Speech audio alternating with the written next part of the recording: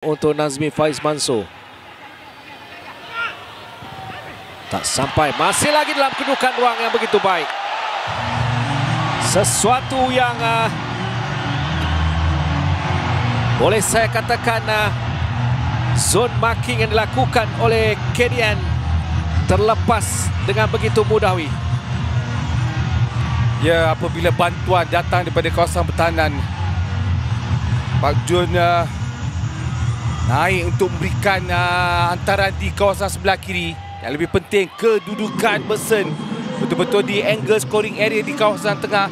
Kesilapan pemain Kelantan yang kurang berhati-hati untuk mengeluarkan bola tersebut ada sedikit terbias. Rodriguez hantar ke depan mencari Baksen.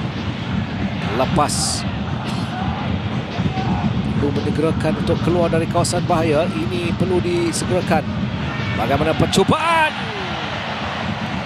dari Arif Aiman. Itu boleh dianggap sebagai percubaan pertamanya sepanjang 17 minit saing yang berlangsung. Nazmi. Sekali lagi tandukan mudah. Dia dan dia lagi.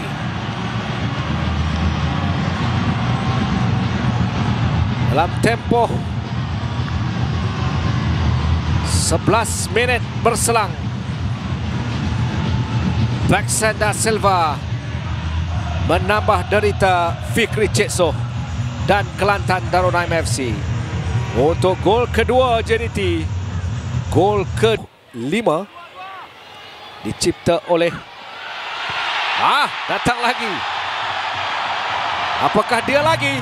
Akhirnya saya baru nak menyatakan bahawa rekod yang telah pun dipegang, dan kini Baksen da Silva memegang rekod penjaring terbanyak Liga Malaysia dengan 30 jaringan. Jaringan keempat untuk Baksen da Silva. Bukti berjaya menampai bola tersebut. Lutan di depan pintu gol. Sekali lagi lihat bagaimana akhirnya rekod itu pecah lagi. Danson hantar ke depan, tandukan. Akhirnya Ramel Morales. Dia mencuba dan mencuba, akhirnya berjaya untuk meletakkan nama selaku penjaring untuk JDT dengan jaringan yang ke-6. Baksen telah bergerak. Baik pas, tetapi masih lagi dalam permainan. Mudah untuk Romel, tidak offside. Jadi dia menghasilkan jaringan yang kedua pribadi. Jaringan ke-7 untuk pasukan Johor Darul Takzim. Lagi peluang.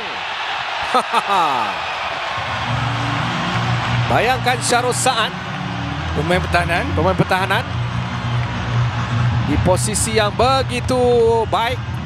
Yang menariknya apabila dia join attacking wing. Tekanan untuk melakukan lagi tambahan attacking. Kali ini mudah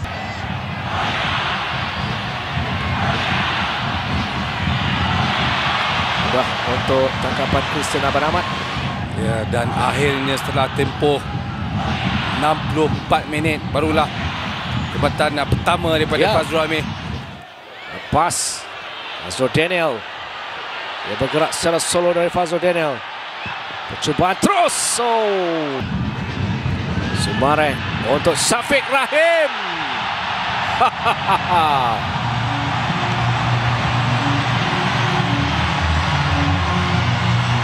Dia masuk tak sampai 10 minit. Dia menghasilkan jaringan ke-9 untuk pasukan JDT. Satu movement, satu pergerakan yang sangat baik. Ya, satu kesepahaman yang tinggi di antara Nazmi, Arif Aiman, Afiq, antara geng-geng pemain-pemain muda, dan kemasukan Syafiq akan bergerak di kawasan tengah. Dan ini adalah hantaran timing daripada Sumare.